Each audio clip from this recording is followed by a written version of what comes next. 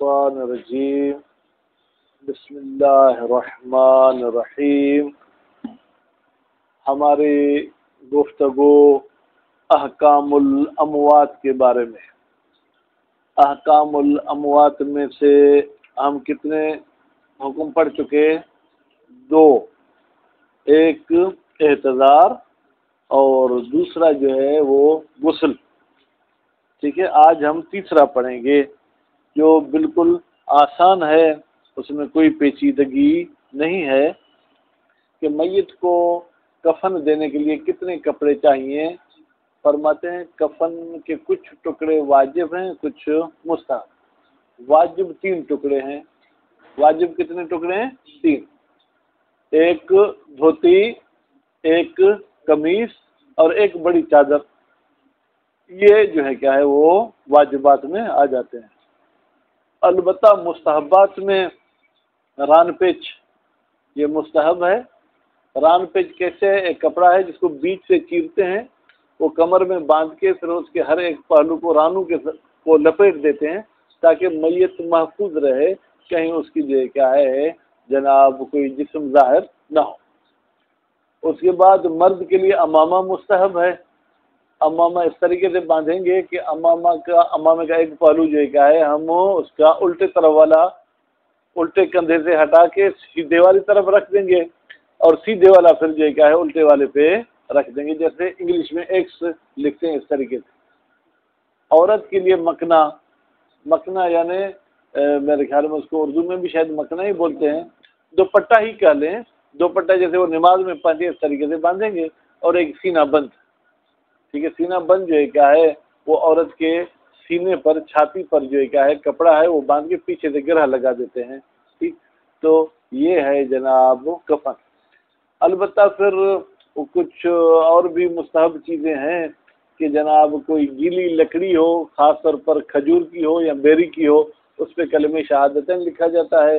ٹھیک ہے، پھر وہ رکھی جاتی ہے میت کے ترقوا پر۔ ترقوا کسے کہتے ہیں؟ عام طور پر بغل کہا جاتا ہے، بغل نہیں ہے، یہ جو آپ کے گردن سے لے کے کندھے کے بیچ میں یہ جو ہڈی ہے، ٹھیک ہے، جس کو ہم سندھی میں تو گاراٹی بولتے ہیں، ایک جو ہے سیدھی طرف رکھیں گے، ایک الٹی طرف رکھیں گے۔ البتہ اس کے رکھنے کا تھوڑا فرق ہوگا۔ اس لکڑی رکھنے کا فائدہ کیا ہے؟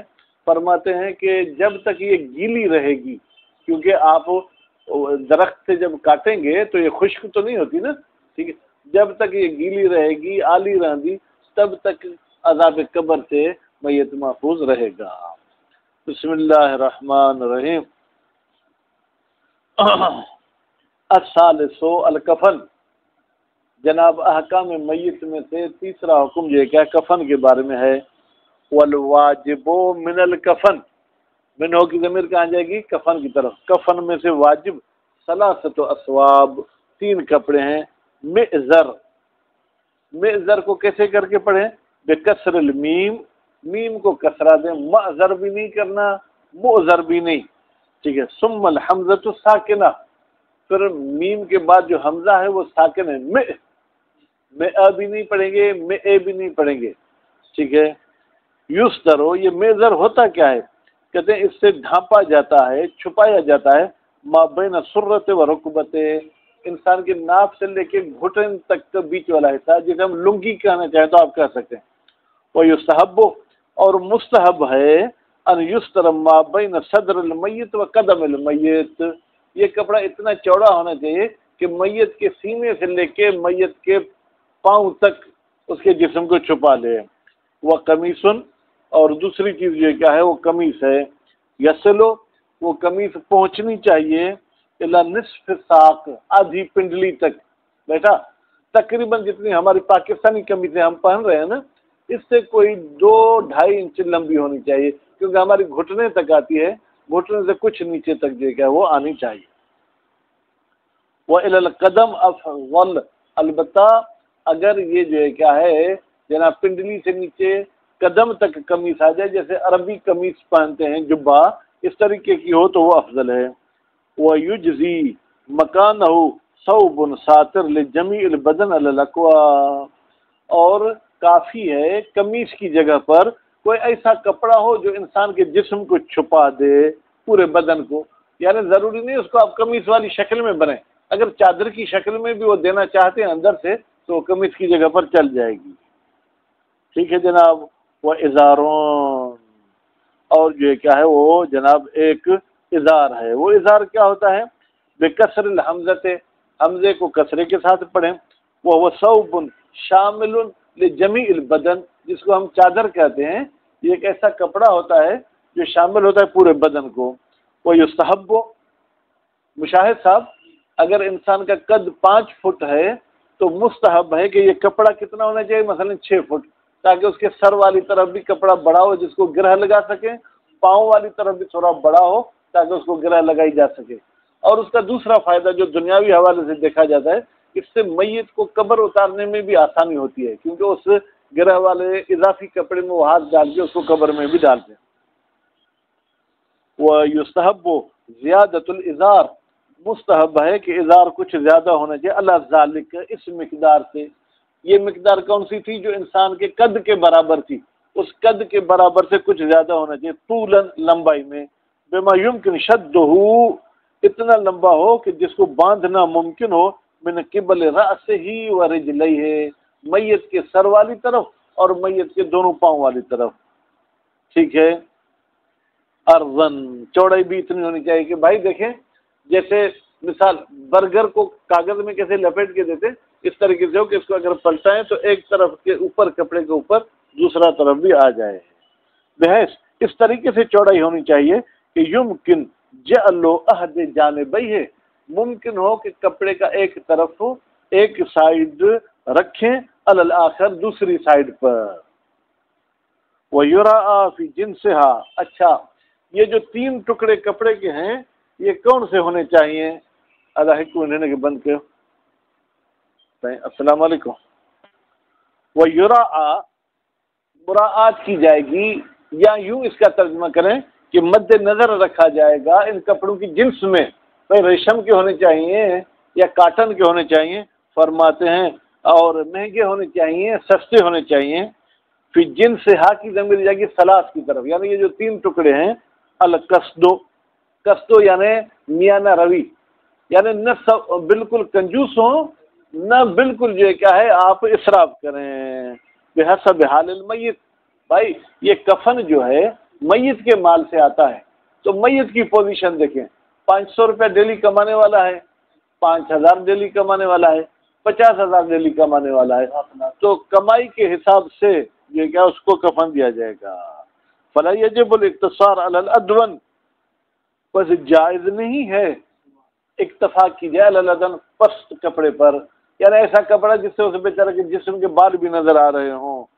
وَإِن مَاكَسَ الْوَارِثُ، اگرچہ وارث بدبخت جو ہے کیا ہے وہ ماکس پکائی کرے، پکائی کرے ہاں اردو میں جو لفظ چو، یعنی وہ کنجوسی کا مظاہرہ کر. نہیں بھائی بابا تو مر گیا، یہ ابھی دفن ہونے والا ہے، اتنا مہنگا کفن آپ اسے کیوں دے رہے ہیں؟ اوکان غیر مکلف، یا وارث جو ہے کیا ہے وہ غیر مکلف ہے، تو اب غیر مکلف تو آگے نثار اپنے مال میں تصرف بھی نہیں کر سکتا نا.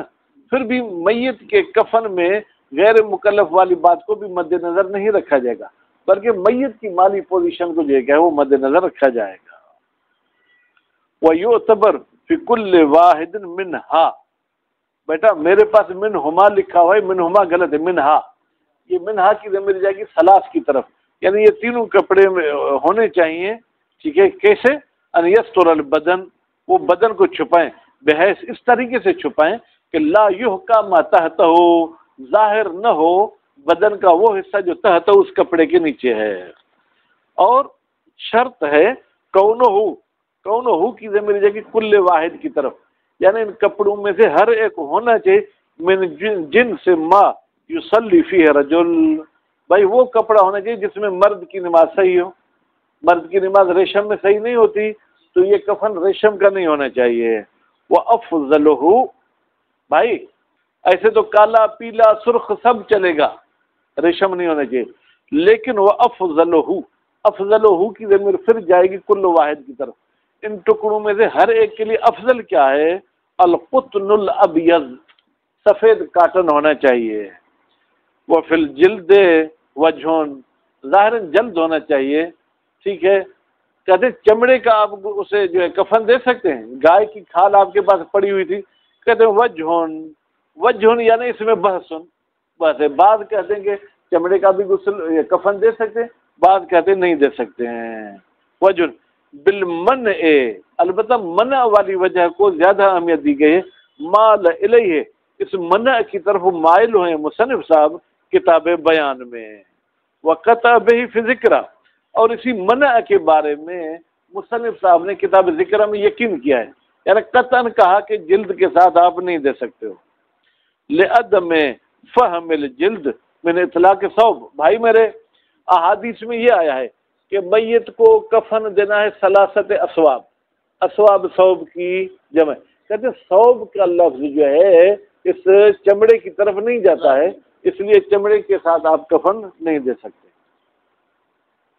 وَلِلنَّزْعِهِ عَنِ الشَّهِيدِ، اور دوسری دلیل، بھائی ہم نے کہا تھا کہ شہید کو انہی خون آلود کپڑوں کے ساتھ دفن کیا جائے گا، لیکن اگر شہید کے ساتھ بھی کوئی چمڑے کی چیز باندھی ہو تو اس کو بھی ہم نے کہا تھا کہ جدا کرو۔ شہید جس کو آپ خون آلود کپڑوں کے ساتھ دفن کریں اس سے بھی چمڑے کو جدا کریں تو یہ تو شہید نہیں ہے، بطریقہ اولا اس سے جو ہے کیا ہے چمڑا جو ہے نہیں ہونا چاہیے۔ وفی دروس، اور کتاب دروس میں جناب نثار صاحب مصنف نے کیا فرمایا ہے بجواز صلاۃ فی، بھائی ہر وہ چیز جس میں نماز صحیح ہے اس میں کفن بھی صحیح ہے، ٹھیک۔ تو اس لحاظ سے تو اگر یہ جو ہے کیلے کے بڑے پتے بھی اگر آپ ڈھانپ کے اسے نماز پڑھ سکتے تو اس میں بھی کفن صحیح ہونا چاہیے، کما ذکر نہ ہو، کہتے ہیں جیسے ہم نے یہاں پر لمہ میں شہید ثانی نے بھی ذکر کیا کہا کہ من جنس ما یصلی فیہ رجل، بھائی کفن اس جنس سے ہونا چاہیے جس میں مرد نماز پڑھتا ہے، ہم نے ثوب کی قید نہیں لگائی۔ ھذا کلہ مع القدرت، بھائی یہ جتنی ہم نے باتیں کہیں یہ اس صورت میں جب آپ بے بس نہیں ہیں بلکہ آپ کا بس چلتا ہے کپڑا لینے کا یہ وہ، اما عجز، اگر عاجز ہیں مشاہد، مثلا جو ہے کیا کرفیو لگا ہوا ہے آپ کو باہر نکلنے نہیں دیتے، یا میت کا کچھ بھی مال نہیں ہے، ٹھیک ہے، اب کیا کریں؟ فرماتے فیجزی من العدد ما امکن، پھر یہ جو 3 عدد ہم نے بتایا تھا اس میں جتنا ممکن ہو، اگر 3 ہو سکتے ہیں تو 3، اگر 3 نہیں تو 2، اگر 2 نہیں تو 1، ولو ثوبا واحدا، اگر ایک ہی کپڑا کیوں نہ اکتفا کیا جائے، یعنی دوسرے مسلمانوں پر نہیں کہ اپنی جیب سے دیں، مال میت سے دینا ہے۔ وفی الجنس، اچھا مجبوری کی صورت میں کیا کاٹن ہونا چاہیے؟ کہتے نہیں، وفی الجنس یجزی کل مباح، ہر مباح جائز ہے، ہر مباح یعنی کیا، اگر بوری پڑی ہوئی ہے، کوئی چاول کا کٹا پڑا ہوا ہے یہ وہ، اس میں بھی آپ اسے دفن کر سکتے ہیں۔ لیکن یقدم الجلد علی الحریر، لیکن اگر آپ کے پاس بھائی کپڑا نہیں ہے مشاہد، ایک چمڑا ہے اور ایک ریشم ہے، تو جناب نثار صاحب کہتے ہیں کہ چمڑے کو مقدم کریں گے کس پر؟ ریشم پر۔ وہ ہوا، اچھا اگر آپ کے پاس ریشم بھی ہے اور چمڑا ہے لیکن ایسی چیز کا چمڑا ہے جس کا گوشت کھانا حرام ہے، مثلا گیدڑ کا چمڑا ہے، ٹھیک ہے، شیر کا چمڑا ہے، وہ ہوا کدھر مل جائے گی؟ حریر کی طرف، اور یہ ریشم افضل ہے علی غیر المعقول، اس چیز پر جو کھائی نہیں جاتی، من وبر شعر اور جلد، بھائی وبر بھی بال ہیں لیکن اونٹ کے بالوں کو وبر کہتے ہیں، ٹھیک ہے، بکری کے بالوں کو شعر بولتے ہیں اور جلد چمڑا، ٹھیک ہے، یعنی توجہ، تو اب یہاں پر وبر سے مراد جو ہے کیا ہے؟ اونٹ کے بال، کیونکہ وہ تو حلال گوشت ہے نا۔ اب کوئی ایسا جانور ہو جو حرام گوشت ہو، مثلا یہ نیولا جسے کہتے ہیں ہم، جسے نور بولتے ہیں، نور کے بال بھی اونٹ کے بال کی طرح ہیں، اگر اس قسم کے بال ہیں اور حریر بھی ہے تو آپ حریر کا کفن دیں گے، ان چیزوں کا کفن نہیں دیں گے۔ ثم نجس، ثم یعنی اگر یہ چیزیں بھی نہ ہو تو پھر نجس کے ساتھ بھی دینا پڑے گا، ٹھیک۔ وَيُحْتَمَلْ تقدیم نجس علی الحریر، اور ممکن ہے کہ ریشم سے ہم اتنا دور بھاگیں کہ اگر نجس کپڑا ہے تو نجس کپڑے کے ساتھ کفن دو لیکن ریشم کے ساتھ نہ دو۔ وَمَا بَعْدَ ریشم، اور وہ چیزیں جو ہم نے ریشم کے بعد بتائیں کون سی؟ اگر چمڑا وغیرہ غیر معقول اللحم کا ہے اور ایک ایسی چیز ہے جو معقول اللحم کی ہے یا کپڑا ہے لیکن نجس ہے، تو نجس کپڑے کو حرام گوشت والے جانور کے اجزاء سے مقدم کریں. والا غیر المعقول خاصہ، اور احتمال ہے کہ بھائی نہیں یہ صرف غیر معقول پر مقدم ہوگا، حریر پر مقدم نہیں ہوگا نجس، غیر معقول پر. والمنع من غیر جلد المعقول، ٹھیک ہے، مطلقہ کہتے ہیں، اور منع کی گئی ہے، ٹھیک ہے، من غیر جلد المعقول، کھانے والے کے چمڑے کے علاوہ دوسرے سے، مطلقہ، اختیاری حالت میں بھی منع ہے، اضطراری حالت میں بھی منع ہے. صلی اللہ علیہ محمد وآلہ